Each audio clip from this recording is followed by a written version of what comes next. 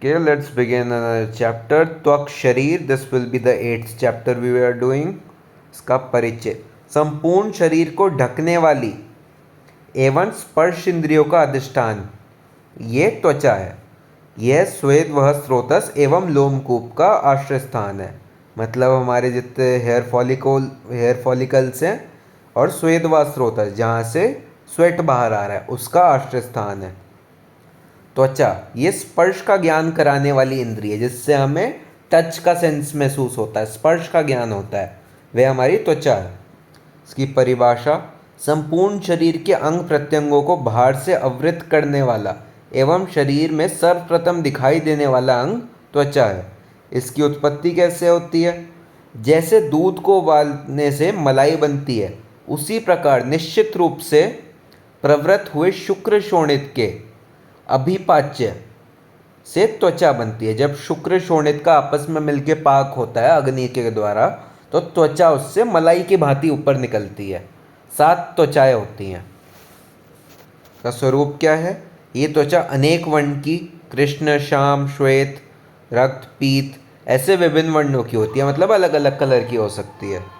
ठीक है. त्वचा मृदु, कठिन, खुरदुरी, अधिक केशयुक्त, अल्प केशयुक्त या रोमयुक्त.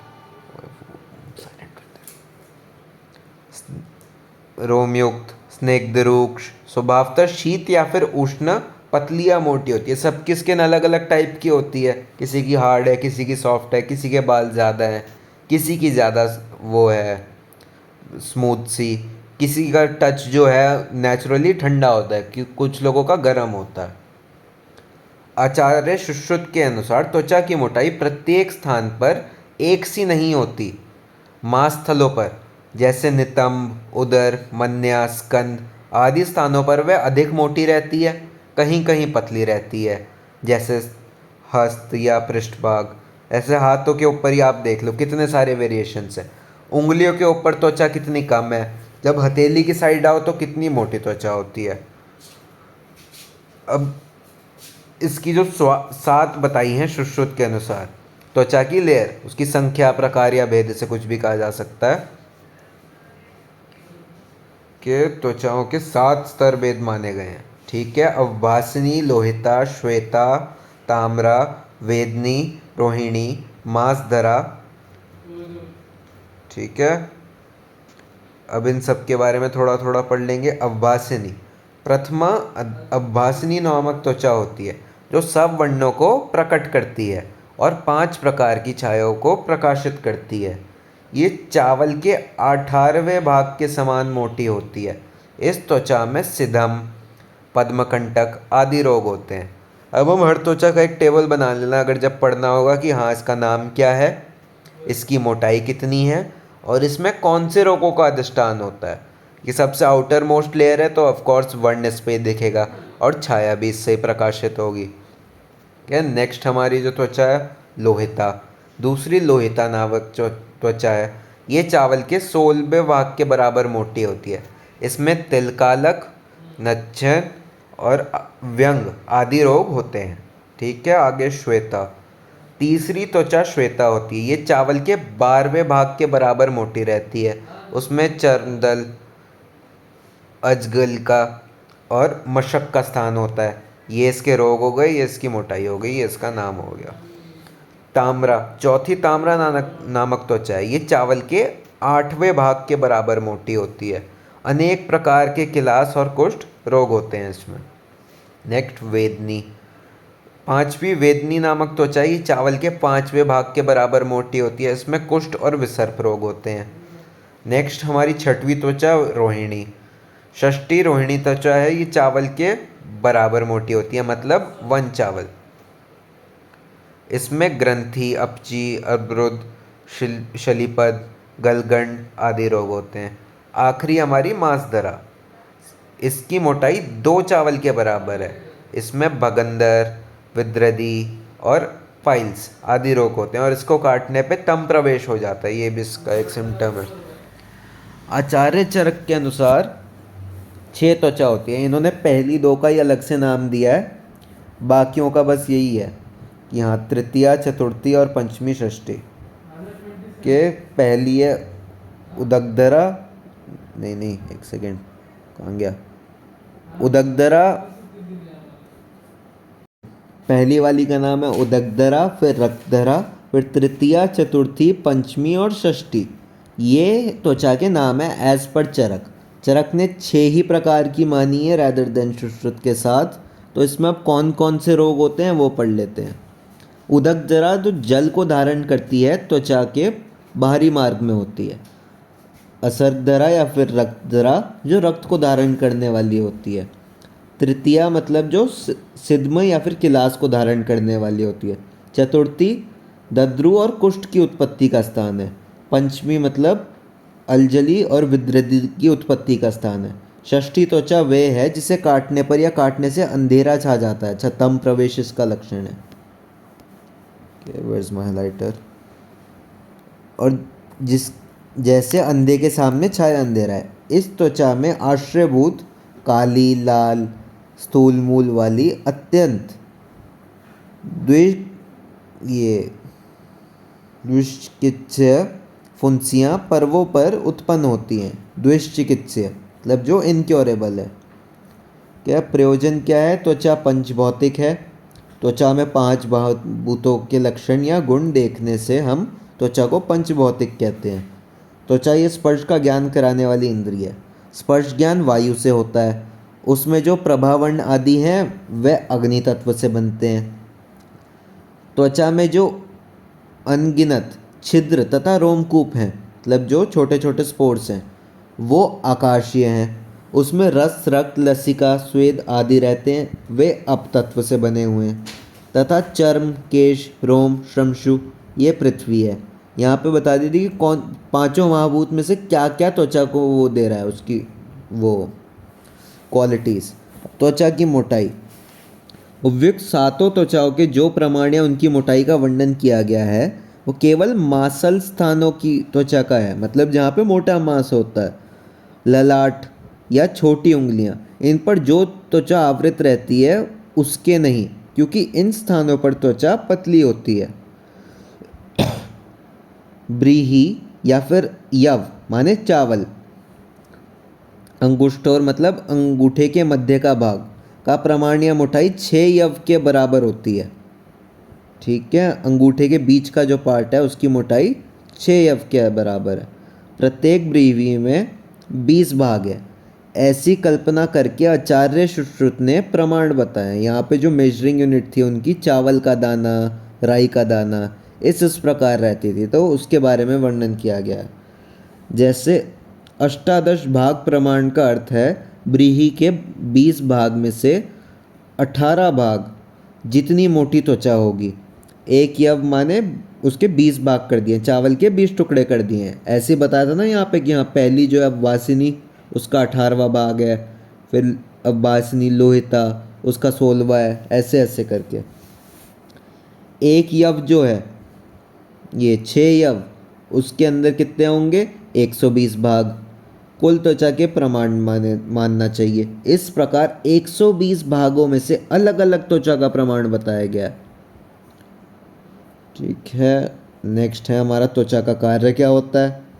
शरीर पर वायु, सूर्य की उष्णता, शीत इनका नित्य प्रति अभिघात, आघात तथा प्रभाव होता रहता है।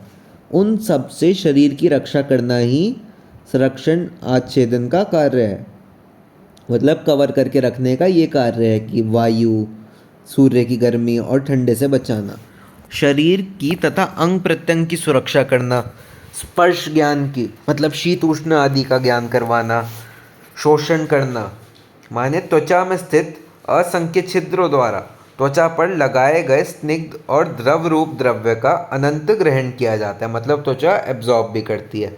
श्रवण करना, त्वचा की स्नेह ग्रंथियों से एक स्निग्ध द्रव्य पदार्थ का श्रवण होता रहता है, जिससे त्वचा का स्निग्ध रखा जाता है, मतलब त्वचा बाहर भी निकालती है और ग्रहण भी करती है।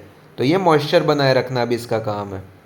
निस्सरण करना, स्वेद रूपी मल का निस्सरण करना, मतलब ये डिस्चार्ज भी करती है अपना स्वेट।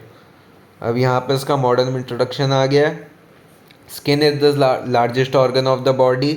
लार्जेस्ट ग्लैंड जो है वो लिवर है। ठीक है। Average thickness of the skin is about 2 mm। Thickest कहाँ पे होती है? About 5 mm in the sole, palm and interscapular region. Thinnest कहाँ पे होगी? 0.5 mm eyelids and penis. All the other areas of the body have got skin, हर जगह होती है। Skin is made up of 2 layers. एक होती है एपिडर्मिस और दूसरी डर्मिस। एपिडर्मिस आउटर है, डर्मिस इनर है। Epidermis does not have blood vessels. The nutrition is provided by the capillaries of dermis. It has 5 layers. Superficial to deep aspect, मतलब ऊपर से अंदर को जाते हुए देखेंगे हम। Stratum corneum, stratum lucidum, stratum granulosum, stratum spinosum या फिर मैल्फिजियन, स्ट्रैटम जर्मिनेटम या फिर स्ट्रैटम बेसल और जर्मिनल लेयर। ठीक है, जो हमारी सबसे ऊपर मोस्ट है stratum corneum, thick and non hairy skin, palm and sole. Stratum lucidum, thin and hairy skin, ये भी थिन एंड हेयरी के, इन दोनों का आगे लिख दिया मैल्फिजियन या फिर जर्मिनल। के dermis is made up of connective tissue, blood vessels, lymphatic and nerve supply. उसकी भी 2 लेयर है, सुपरफिशियल पेपिलरी लेयर और डीप रेटिकुलर लेयर। यहाँ पे इसका पूरा वो दिया हुआ डायग्राम की, यहाँ देखो कैसे कैसे लेयर्स हैं। एपिडर्मिस पे आ जाते हैं। स्ट्रैटम कॉर्नियम में क्या है? Dead cell known as corneocytes are present. layers connect with each other the help of lipids. Due to lipids skin is impermeable to water। ठीक है, इसके अंदर क्या रहते हैं? हमारे डेड सेल्स नोन एज कॉर्नियोसाइट्स, और वो एक दूसरे से कांटेक्ट में कैसे रह रहे हैं? लिपिड्स के थ्रू। इसकी वजह से ये इम्परमिएबल टू वाटर है। कॉर्नियम है ना इसका, इसलिए corneocytes. Stratum lucidum, this layer is made up of homogenous cells with ill defined boundaries. Transparent homogenous cell with ill defined boundaries, इसलिए लुसिडियम मतलब क्लियर है ये। Nuclei are present in traces known as lucidum clear because we can see through it. Next आ गई हमारी stratum granulosum. It is multi layer cytoplasm is having keratohyalin granules. These granules stain deep. Due to these granules in this layer, it is known as stratum granulosum. सबके नाम में ही थोड़ा थोड़ा आ गया। ठीक है, जैसे इसमें कॉर्नियम था, कॉर्नियोसाइट्स, ये क्लियर थी इसलिए लुसिडियम। ग्रैन्युलोसम में ग्रैन्यूल्स रहेंगे। Next stratum spinosum. It is made up of several layers of polygonal keratinocytes, comes from basal cells. Keratinocytes in these layers are known as prickle cells. These are joined by disomosomes. ठीक है, next हमारी stratum germinativum. It is the deepest layer made up of single layer of columnar cells और stem cells. Stem cells undergo mitosis to form keratinocytes. ठीक है, ये सबसे नीचे वाली थी, इसमें से वो हो रहा है ना जर्मिनेट, माइटोसिस ऑफ केरेटिनोसाइट्स। नेक्स्ट अब हम डर्मिस पे आ जाएंगे। Superficial papillary layer, the layer projects into the epidermis. This contains blood vessels, lymphatic and nerve fibres. दूसरी हमारी deep reticular layer. This layer is made up of reticular and elastic fibres. These fibers are found around the hair bulbs, sweat glands and sebaceous glands. ठीक है, अब colour of the skin, it has 2 important factors। कि इसके आगे का page शायद PDF में नहीं है, let me look it up. ठीक है, पिगमेंटेशन ऑफ द स्किन के लिए कौन रिस्पॉन्सिबल है? मेलेनिन और हीमोग्लोबिन इन द ब्लड। ठीक है, यहाँ पे 2 important फैक्टर आ गए। अब फंक्शंस ऑफ द स्किन है इसके बाद। इसके टोटल 9 फंक्शंस बताए गए हैं यहाँ पे। Let me insert a page.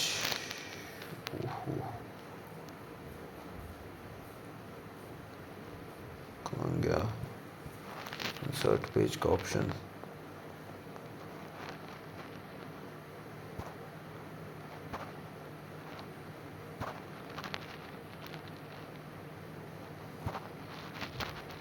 ठीक है, we will write it as we read it। ठीक है। इसके जो दो इम्पॉर्टेंट फैक्टर्स थे वो क्या क्या थे? पिगमेंटेशन माने मेलेनिन, और दूसरा था हीमोग्लोबिन।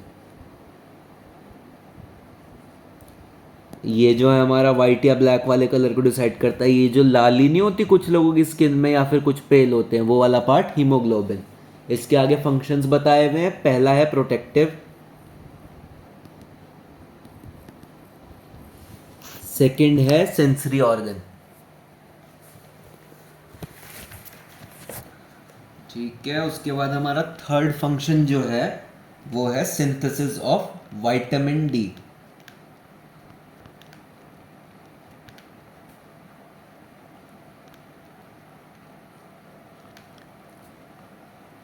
नेक्स्ट फंक्शन है हमारा रेगुलेशन ऑफ बॉडी टेम्परेचर।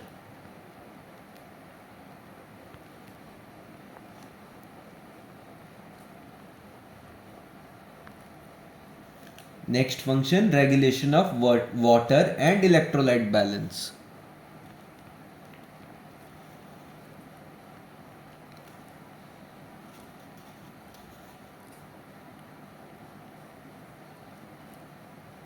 फिर excretory function,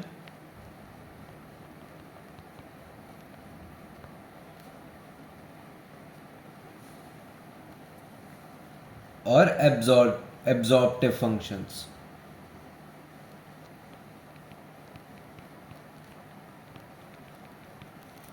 and the last secretory functions.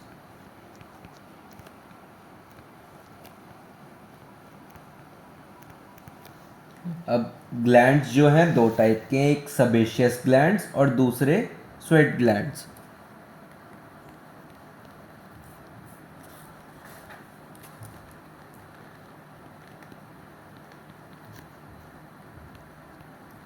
Sweat glands के अंदर भी दो आ गए हमारे, इक्राइन और एपोक्राइन।